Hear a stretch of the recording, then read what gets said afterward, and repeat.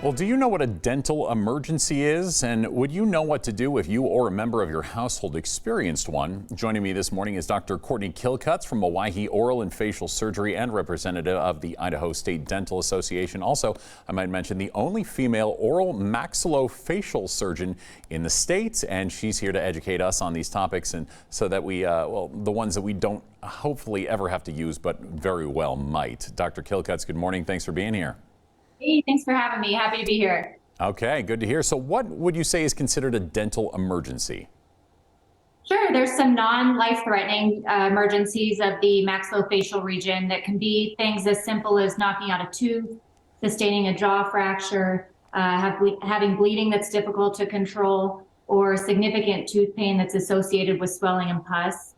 Less common but more significant issues with the maxillofacial region can include things such as external swelling. If there's swelling on the face that's outside and it's approaching the inferior border of the mandible or going up towards the eye, it can eventually lead to impingement on the airway or to blindness. There's a type of fracture of the lower jaw. It's called a flail mandible.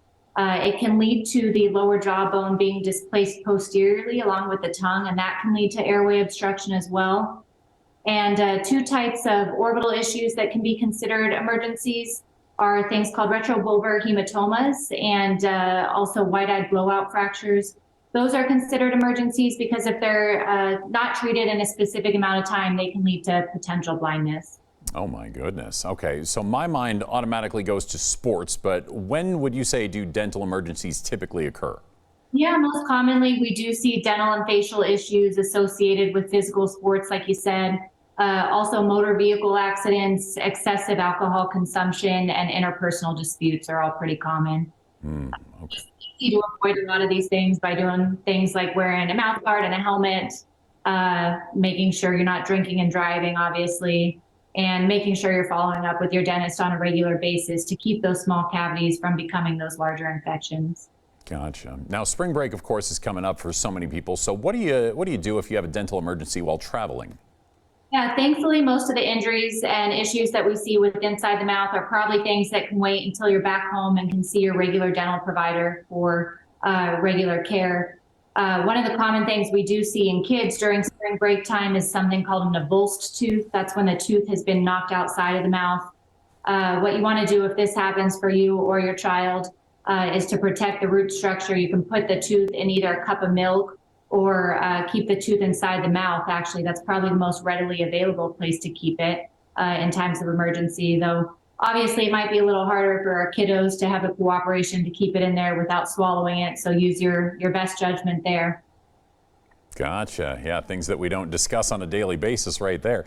Now, I know a lot of people don't carry around emergency kits, but maybe some should. What should we carry around in an emergency kit for this particular topic?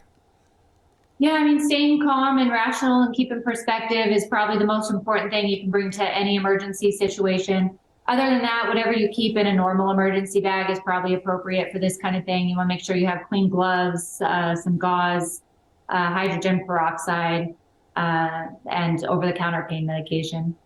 Okay, and for anybody else that's looking for more information on this, where can they go? Yeah, there's a website called dentaltraumaguide.org. It's probably geared more towards the dental providers out there because it's pretty thorough, breaks things down step by step, but also good for parents, schools, or emergency rooms without dental coverage who want to learn more. And then also www.aboms.org is a good place if you want to find a board-certified oral surgeon. Okay, Dr. Courtney Kilcuts, thank you so much for being here today and all the wonderful information. Thanks for having me.